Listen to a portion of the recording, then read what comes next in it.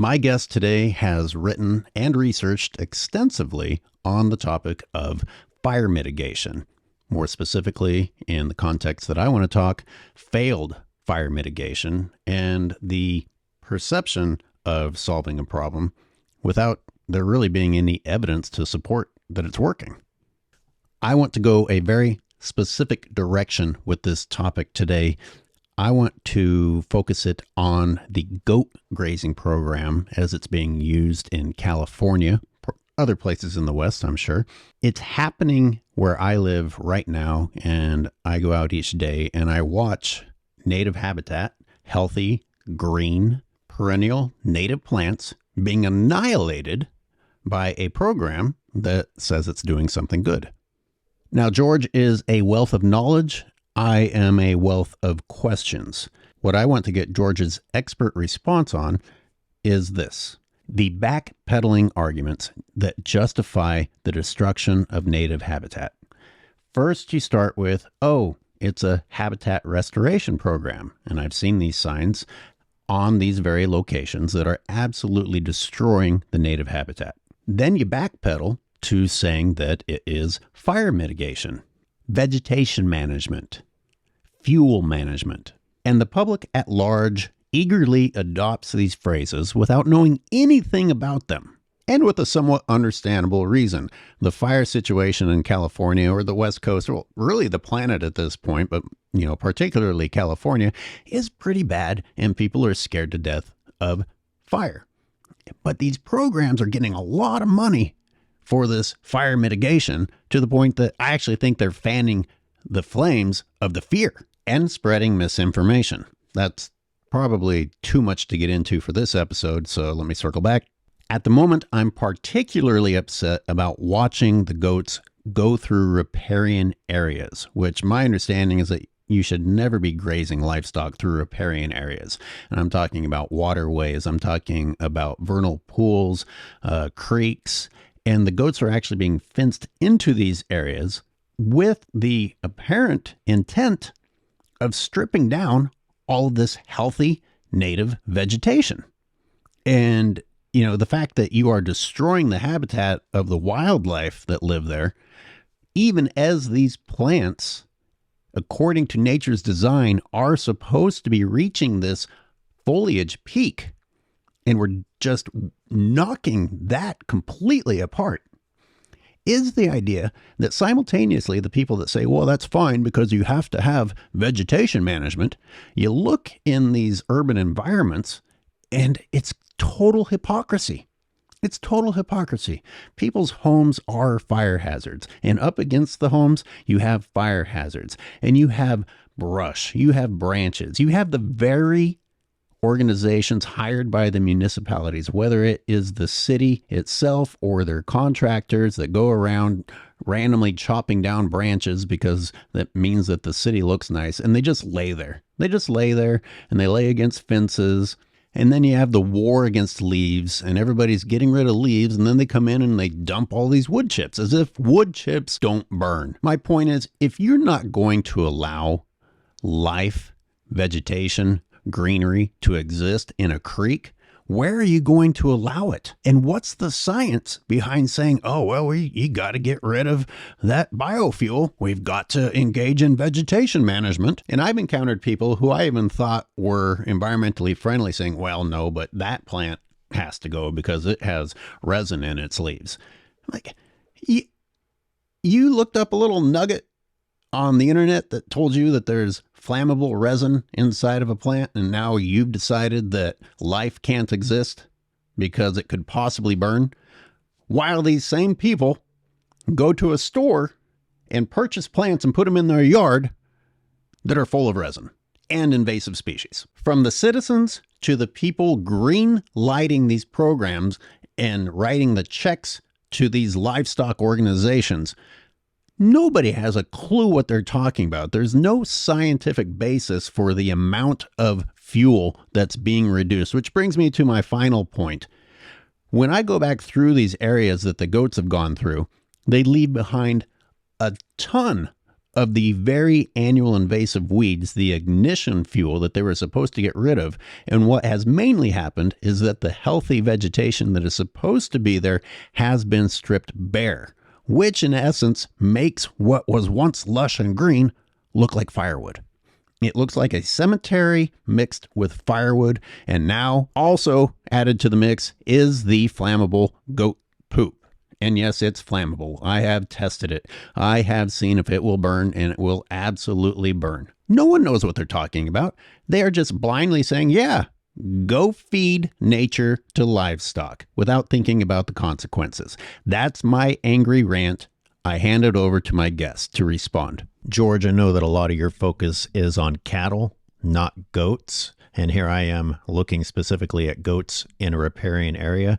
So let's broaden that to the concept of livestock grazing in a riparian area in general. Right. Right. Well, there's lots and lots of studies on the negative impacts of livestock on riparian areas. Almost all the studies deal with primarily with cattle, some sheep, but mostly cattle. But a lot of the impacts are going to be the same no matter what domestic animal you're talking about. Things like compaction of the soil, which reduces the water infiltration, the breaking down of banks. Obviously, a heavier animal like a cow would probably do more of that than goats, but that doesn't mean goats, particularly a whole herd of goats, can't have a similar impact. Well, especially when these herds are 500 and more individuals. I've watched it happen. That is a lot of hooved animals going through a riparian area. Exactly. There's the vegetation that they will be consuming that would otherwise hold the soil and the banks together. There's the impacts on the widening of the channel because of bank breakage and the reduction in vegetation that holds the soil together. So you get wide, shallow creeks that heat up more. And for a lot of, at least the fish in the West that are cold water species like trout and salmon and so forth, that has a detrimental effect then on the fish.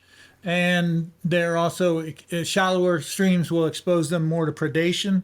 So they can't hide from predators, whether it's an osprey overhead or a raccoon or whatever. And the pollution, even when you have the animals confined and concentrated along the riparian area, they're pooping, and that excess manure can cause water pollution in terms of increased nutrients into the watershed that will favor, say, growth of algae and other things that make the water less potable. So I would suspect that goats would have a lot of those same impacts as you find with cattle. And I want to touch on the last point you made for a moment. We could spend an entire episode on the poop argument. Most people I know will get turned off by poop and be like, oh, you got to clean that and stay away from bird poop and all this and that. But as soon as it becomes livestock poop, all of a sudden they're ready to glorify it as if it can't do anything wrong. And, you just mentioned how too much of a poop or the wrong type of poop, yes, it's fertilizer, but Yes. it's the wrong type of fertilizer, and it's fertilizing the wrong type of plant that likes that type of fertilizer. Exactly. And you're absolutely right. They leave an absolute blanket. It's nothing like wildlife poop. When I go into those areas, first of all, I can smell it way before I even arrive, which is not like wildlife poop. And then I can't move without stepping in it. I mean, it's an entire carpet of poop. Yeah. Well, that's one of the problems, of course, with livestock. They they tend to concentrate in ways that the wild herbivores don't. Now, elk and bison and so forth, they all travel in herds, but they tend to be more mobile and tend to spend less time concentrated in any area, including riparian areas. So that kind of concentration, like you're encountering, which may be the norm with domestic animals, is less the sort of more the exception with a lot of wild species, because they just are more mobile. Like I'll use bison as an example. There are papers, and I've had friends that studied bison, and I'll tell you a story. One of them, he had radio collared bison, and this was in Teddy Roosevelt National Park. And he would bed down with the bison herd. And there was an evening when they kind of stopped, and he would bed down there. And when he'd wake up in the morning, they'd be and gone, and for no reason. It wasn't like they ate up all the grass or anything like that. And he'd find them that they were 5 or 10 miles away. And so then he'd go there, and then the next day it was the same thing. They'd move again. So that mobility is something that, as long as they're not confined by fences, is sort of natural to the native herbivores, which has been sort of bred out of domestic animals for the most part. That's such an important point that you made, and I want to emphasize that you stated that the vegetation wasn't gone. It wasn't because they had eaten up everything that there was to eat. There's something inside of them that just says keep moving. Exactly. Yes. And it's interesting, I mean, it's okay. I'm not going to say the bison are thinking about this, but you could see how over evolutionary time that kind of behavior would be reinforced, because one, by moving all the time, you're less likely to be found and attacked by predators, for one thing. In other words, if the predators aren't going to know that you're here all the time, then they focus in on you. So that's sort of an advantage. By moving all the time, you're less likely to transmit disease to each other within the herd. By moving all the time, there's the obvious thing: you're not overeating the food base. So there's a lot of reasons why that kind of behavior would be reinforced by evolution over time, and so the animals behave differently. Whereas domestic animals, probably at one time, cattle and some of these other animals had similar behaviors, but we selected against that behavior because we didn't want the cattle wandering away 10 miles every night. So we selected for the animals that were more stay-at-home bodies and so forth. So what we've done we've created a problem by domestication. Correct. And yet those using the domesticated animals will turn around and claim that they are replicating the behavior of the wild animals whenever it comes time to justify using them, when in fact, rotational grazing, etc., is forced upon those animals because we force the instincts out of them in the first place. Oh, well, and, especially Alan Savory, he has this whole thing about predators keep the animals moving. And, I know Alan Savory's background. It says he was in Africa and he was watching the animals there. But I'll tell you, at least the animals I've watched in the United States, bison, elk, and so forth, and their interactions with predators like wolves, they don't behave like that. I mean, I have a fun story to tell. I was watching some wolves above a bison herd, and they're sort of there looking down, and then they start to trot slowly towards the bison herd. You could kind of, like, if I were anthropomorphizing, they're saying, okay, let's go get these bison. So they kind of start trotting, and then as they get closer, they run faster and faster, and pretty soon they run right into the middle of this bison herd, and nothing happens. And you could see they were nervous. They sort of going back and forth on their legs, like, hey, we're wolves. You're supposed to be afraid of us. And then one big bison bull gets up and ponderously, slowly starts walking towards them. And then they turn around, put their tails between their legs, and ran away. So there wasn't this like explosion, as Savory would have said, of the animals running hither and there, with excitement. And the reason is because from an evolutionary point of view, you can't waste your energy like that all the time. You only, will do that if you think you're vulnerable. And of course, that's what the wolves are trying to test, is to see, are there any animals here that are worried about being, near a wolf? And if you're confident, and I've watched this more than one occasion, I've seen wolves attack many animals, and the animals just stand their ground, and the wolves give up because they know this animal isn't worried about getting taken by us, and we'll probably get hurt if we try to take it down. Geez, so much to unpack there. So much. I mean, it all makes sense when you stop and think about it, but like you said, it's been presented to most people as a predator shows up and, immediately there's the given reaction of the prey, Yeah. which isn't always the case. And the predator has to weigh whether or not it's going to get injured, and sometimes it's not worth the risk. Yeah. Yeah. And the movement, I watched some wolves also attacking a cow elk, for example. Same thing, she stood her ground. They danced around her for a little bit and then trotted away. It's like, well, we're not going to get this one today. Or will I get my jaw broken trying to do it because it's in pretty good shape?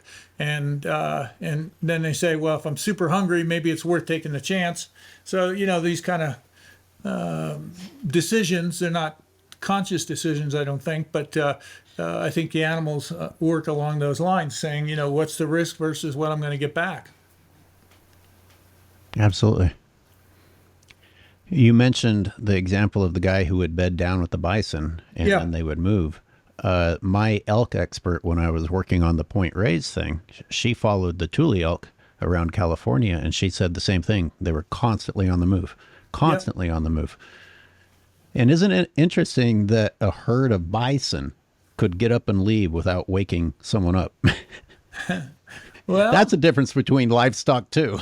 yeah, I guess so. Yeah. Or maybe he was a really good sleeper. I don't know, but that was his experience, and it's been verified by other people since then too. But it was just a personal story that he told. I thought that was very interesting. Well, I believe it. I mean, I sit here and I watch the goats move through the oak woodlands here, just rampaging, just devastating it. It's nothing like watching wildlife, Yeah. nothing like it. So I could imagine that, a wild animal getting up and leaving without wanting to be detected is quite different than watching a herd of goats. But let me steer this back to fire mitigation, because Yeah. that's what you have been writing about a lot lately. And I I'm coming from the perspective of an amateur who now looks at the citizens, the population as a whole, and thinks, well, Jesus, what is everybody looking at? This doesn't make any sense to me. Maybe an expert can weigh in on it and explain exactly why it doesn't make sense or what I'm missing. And, just saying that the fear of fire is so great that we need to kill a healthy, living, green riparian area, or at least remove a lot of the healthy vegetation because of our fear of a possible fire that comes from biomass, just seems like we've gone way too far.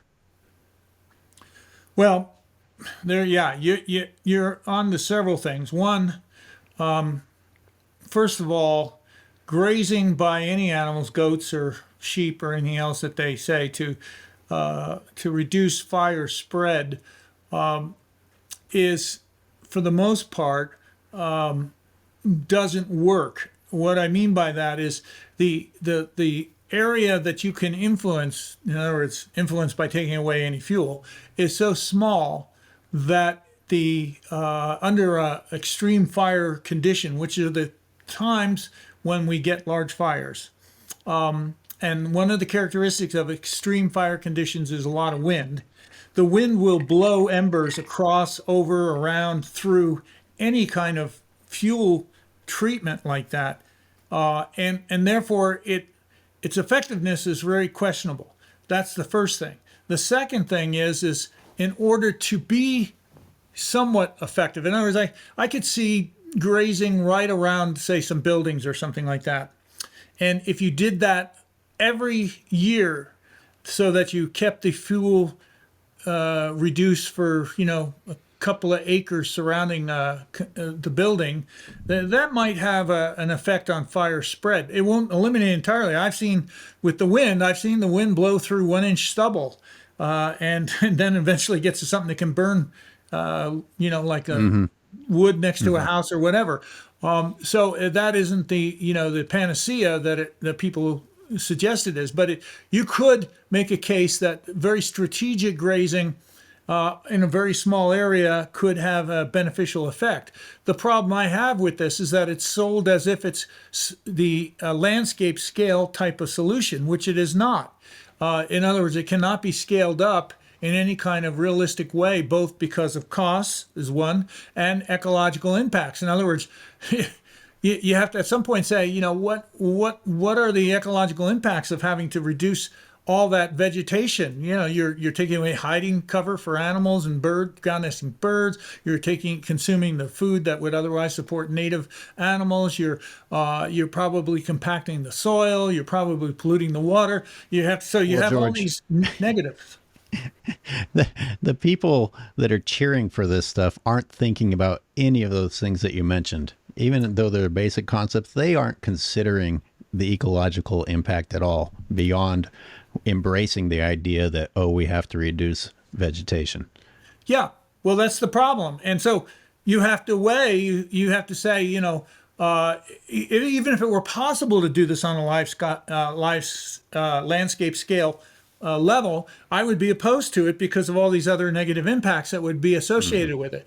And so it's not the solution that it's cracked up to be. And then there's the factor of the cost too. To be effective, the animals have to be herded or confined in some way, and so that adds to your cost too, because you got to have somebody there. Typically, is the way it would be done to keep the animals confined to a specific area. So throw all that together, and it's not the solution that it's cracked up to be. Just real quick, because you mentioned cost. This is costing the taxpayers a lot of money, but it's not because of the guy who is on site, who is just some exploited worker. It's the companies themselves that are raking in the money, and they are raking in the money. Now, for the other points that you made. You say you haven't observed the goats very much, so let me go back on some things that you said. One, you mentioned the blaze that only needed an inch of ignition fuel in order to keep moving. Right. These goats leave behind way more than an inch, and a lot of times they just walk over the top of the stuff and eat. Here's what really upsets me: they eat the healthy native plants. Number one, and right. maybe they'll get to the annual invasive ignition fuel, but they certainly don't get rid of enough of it to eliminate the threat that you just described. And then you talked about it being up against a wall, and maybe that would help. Well, here's why it doesn't help. It's back within months of the goats leaving. Right. And unless the goats just stay there all year, which is kind of the direction we're headed toward, you've got the problem. And the goats it's a self-fulfilling prophecy. The goats are helping, they're actually helping the plants come back with their nitrogen-rich poop. Right. Absolutely not eradicating them. They're annuals. And by the time that these goats that are now in such heavy demand in California finally get to the location, the fire threat season is over with, and you're just feeding plants that in California are supposed to be greening up and providing to the wildlife. It's just an ecological disaster. Well, I want to reemphasize that point you made, that you have to constantly what I call maintain the site. And that is, either have it repeatedly grazed because of the exact reason you said, the plants grow back.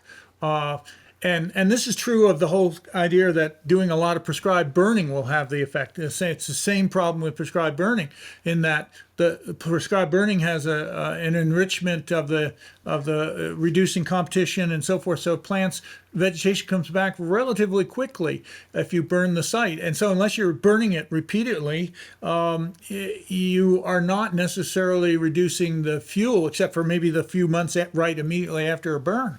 And again, it can't be repeated on a landscape scale. So it's not the solution that people constantly are saying. Oh, I just read an article yesterday. Oh, if we only burned more in California, we wouldn't have these big fires. And that's just a failure to understand that the big fires, they're a very small percentage of fires, what I call large fires.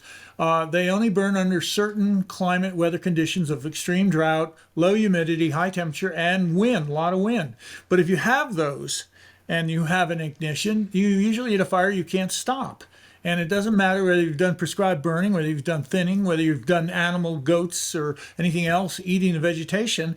Under those conditions, particularly because of wind, the fire becomes unstoppable until the weather conditions change. And so it's a snake oil kind of solution in my view. It's kind of like the old time snake oil salesman. They have this elixir. We can fix anything through, fuel reduction. Well, it's not that way. It doesn't work most of the time. Well, here's the big picture. We're going to get deep here. If it's necessary to constantly reduce the fuels in order to not have the fire, what you're really looking at is humans who are embracing a dead planet because you just don't want anything there that could possibly burn. And we're also ignoring, and I call this the stupid God factor or stupid Mother Nature. Earth had way more fuel before humans came along and decided that they knew how to manage things. And Exactly. yet it wasn't an inferno of problems. So, Well, I'm sorry, go ahead. I just want to elaborate on that. That's one of the things that really bothers me about a lot of these proponents of prescribed or cultural burning. I'll use an example of ponderosa pine forest, which they say needs, and I put that in quote, needs to have regular fires in order to be, quote, healthy.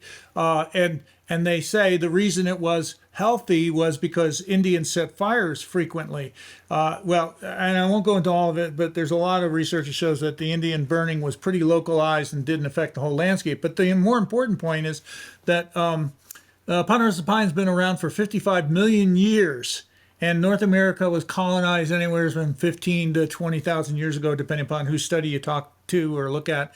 And so the assumption is that before the Native Americans got here and started burning everything up, those forests must have been a hell of a mess. And I just think that's a tremendous arrogance on the part of proponents like that, because obviously if something like ponderosa pine forests were around for 55 million years without any human interference, they don't need humans to be healthy. Easy, George. Easy. You're criticizing Native Americans. You know that's yeah. Well, it's a true thing. It's been latched onto by a lot of people who, one, don't know what the research shows, which is that most of this burning did occur, but it was localized in its influence. And the second thing is that it's an anthropocentric type of view. And I see this in conservation groups a lot these days. They're all about fixing things for humans, it used to be, we were in a period in the 1990s and 2000s where there was it seemed to me a much more of a biocentric perspective was being voiced, but today I hardly hear it at all. It's all about humans. I think this will have to be our next topic because there's a lot to talk about here. I'm going to steer us back to the fire. Okay. I'm trying to be a little bit more focused than I usually am. There's so many interesting directions to go. A lot of the time I'm seeing CAL FIRE or the Park Service or anybody going through and removing wood, fallen wood, branches, dead wood, as if that is the indicator that, oh, well, that shouldn't be in nature, as if it doesn't have a purpose. And the only thing it's going to do is cause fire. And, I've read some of your work, and the importance of fallen wood or dead wood to wildlife by itself is enough for us to talk about for a whole episode. But instead of being able to focus on that, now we've reached the point to where they've gone past getting rid of anything dead and are killing everything that's alive and healthy, even in California's wintertime. And that's why I've reached the point of being so perplexed that I'm like, my God, we're not even sparing the riparian area, the one place that the wildlife have left to go. And by the time the goats leave, it looks like a graveyard. And people are looking at it and cheering. And I'm just flabbergasted. Can you just please speak some sense into these people that are going online and cheering for this? Well, I see the same thing with thinning projects the Forest Service does, where they go in and they, of course, cut down the majority of all the small trees and shrubs and some of the larger trees on top of it. And then they maybe go in and, masticate any shrubs or grasses that are left. And what they've done is sanitize the area. And they've made it, the Forest Service, of course, claims that they're making it healthier, but in fact, they've reduced its biodiversity significantly. But they don't look at it. There's this whole cult almost of thinking about fire as being the starting assumption is it's a bad thing if you have a fire that kills stuff. And I just read another article yesterday. It was in High Country News. It was an article in High Country News, and they interviewed a Native American woman from California who said, "Well, if the Indians could set more fires, we wouldn't have these terrible devastation and the terrible big fires." And that to me just shows a pejorative attitude about wildfire that's totally, from an ecological point of view, incorrect. Because high severity fires that kill a lot of trees, particularly in specific ecosystems, higher elevation forests, aspen and pinyon juniper, sagebrush, a lot of different ecosystems. That's the normal way that those ecosystems are influenced by wildfire. And so it's not devastation, it's not terrible. And we have this whole thing that there's good fire and bad fire. And then again, that's all a pejorative way of humans viewing it from our self-interest point of view, not from the interest of the ecosystem, a biocentric view. I actually called an entire category of projects I'm working on called Sanitizing Nature. We've taken this approach of how people do their landscaping or their gardening and are now applying it to nature. Yeah. And Tahoe might be one of the most upsetting examples. Like, I've gone through sections of Tahoe that look like they swept it.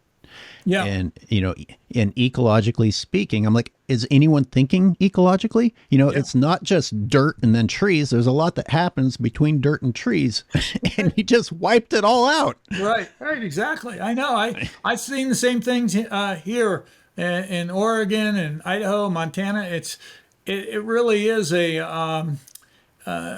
like a maniac going through the woods thinking that they're going to tidy up and fix everything out there. And they don't understand that they're tidying up, or they don't appreciate it anyway, that the tidying up they're doing is reducing the overall ecosystem, ability to function.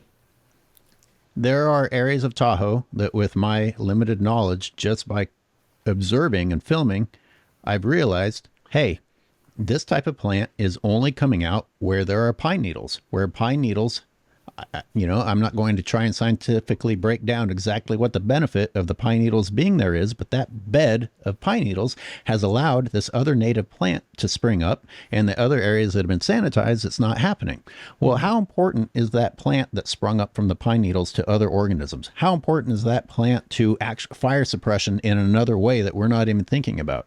Right. And we're just instead thinking, well, no, absolutely nothing can be on the forest floor. Yeah, I know. It is this whole thing about fire has totally taken over the Forest Service mindset. And there's a number of things people have to realize with regard to the Forest Service in particular. They're getting money from Congress to go out and do these thinning projects, to do the prescribed burning and so forth. And so that's one thing. Any bureaucracy wants to maintain itself. And fire has become the new justification for the Forest Service. It was producing lumber, but that kind of, fell off in the 1980s due to things like lawsuits about spotted owls and salmon and so forth. And so the agency was kind of at a loss. We can't cut trees anymore. It's just not legal, or society doesn't accept us cutting trees just to make 2x4s. So now we're going to come up with some other justification for our existence. And then at that time is when the increase in fire started to occur, mostly because of climate change and warming and what that's done to the climate to favor the spread of fires. So now the Forest Service has as its justification for existence is stopping fires. And it really is the evidence or the science they have for a lot of the things they do doesn't support what they're doing. But the problem is that the media, most of the media doesn't know much about biology in general. And then when they talk to anybody, they talk to the Forest Service or the BLM or whoever, and take their word. And they don't realize that that there's this underlying agenda that's being fed by the money. So you got to follow the money, and that explains a lot of things that people do. And the fire has provided the ultimate tool of politicians, which is fear.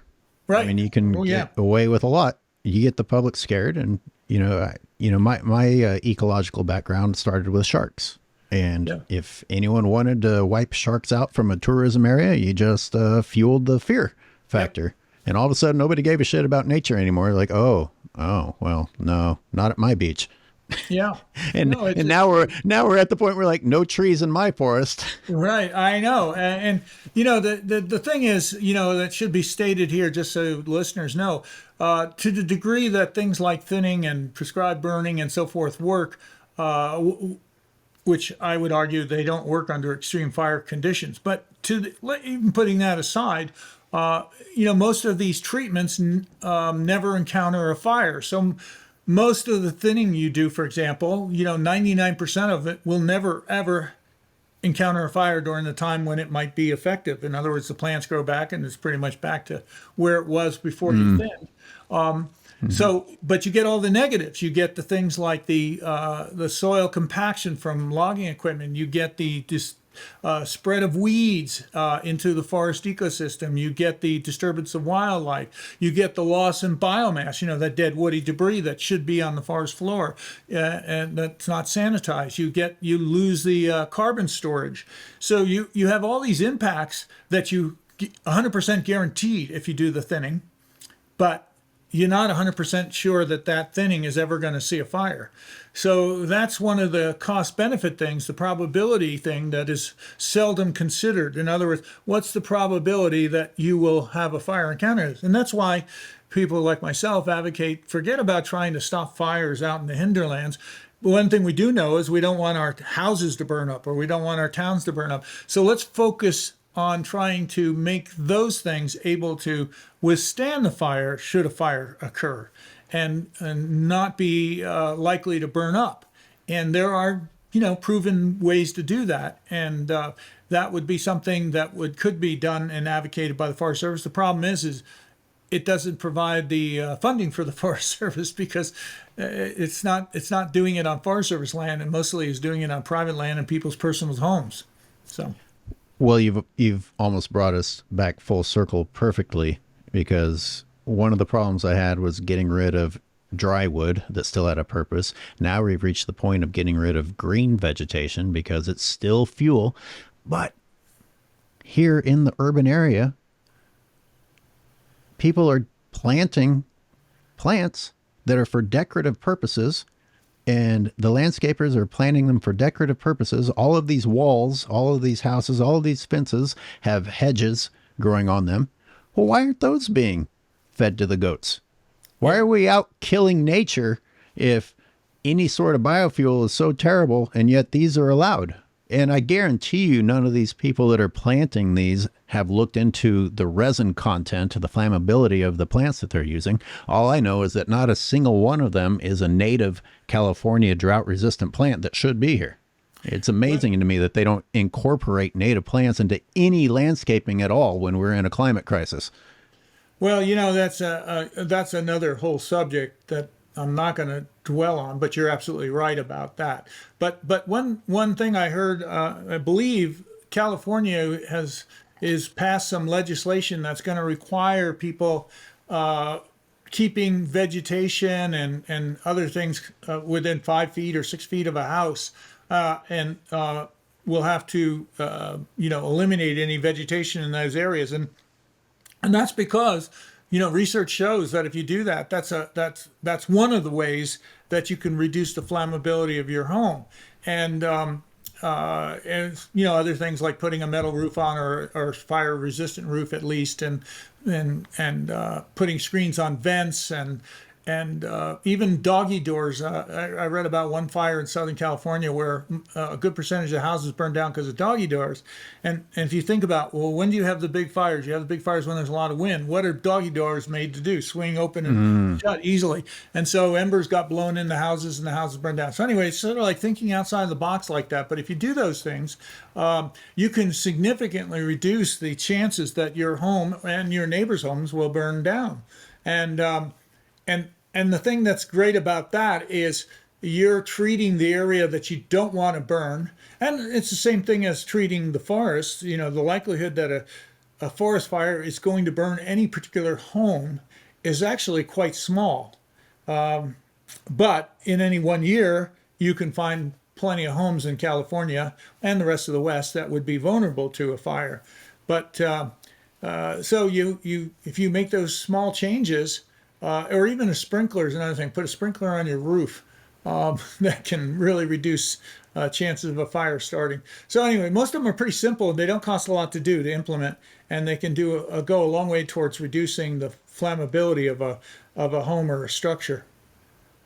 Well, they're not leading by example, though. They're better at saying what you should do, because I'm living in an area where I see the city is responsible for a lot of the type of vegetation that's being put in proximity to structures, and including continuing on to the HOAs. Like, the people in charge don't know what the hell they're doing, and yet we're preaching to the common citizen about what they should be doing. Well, lead by example.